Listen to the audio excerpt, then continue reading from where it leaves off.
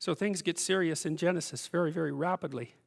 And the depth of the seriousness is ultimate, archetypal. That's it. It gets as serious as it can get. The story of Noah and the flood opens in a fragmentary manner, and I believe that these passages are part of a longer story that we only have bits and pieces of, and also one that's fragmented in its parts of more than one story. And it starts like this: it came to pass when men began to multiply on the face of the earth, and daughters were born unto them, that the sons of God saw the daughters of men, that they were fair, and they took them wives of all which they chose. Now there's an idea there.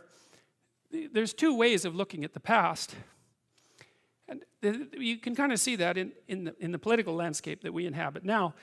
On the more conservative end of the spectrum, people regard the past as the land of giants, right? They were the heroes of the past who established the current conditions that we exist in. And then the people on the left are more concerned perhaps with the, what would you call it, with the lineage of corruption that's come down through the centuries. And both of those perspectives are accurate. You can say, well, there were the great heroes of the past who established our modes of being. You can think of them as composite beings if you want. That's fine. It's a perfectly reasonable way of thinking about it. And you can also think of the accumulation of corruption and evil that's come along the centuries as well. And so you see both of those reflected in these initial few lines. That the sons of gods, so those are the heroes, saw the daughters of men, that they were fair, and they took them wives of all of which they chose.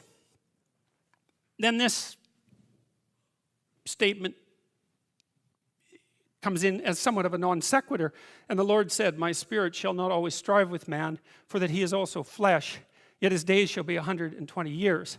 And I looked at a variety of interpretations of that line, because it doesn't seem to follow so clearly from the previous line, and exactly what it means isn't obvious. But it seems to be, the first line talks about the heroes of the past, and the second line says, wait a second, there's something corrupt about the human mode of being. And one of the consequences of that, as far as God is concerned, is that there are conditions under which the divine spirit will not strive with man. What that means is there are conditions under which, let's say, I don't think there's any other way of putting it, is the divine impulse towards the good will abandon you because of things that you've done. And then the secondary consideration here is that perhaps because of the degeneration of people, it's not so obvious here that our lifespans are limited, that the spirit that inhabits us will only do so for a limited amount of time. And that's tangled in a strange way in with the idea of human moral culpability.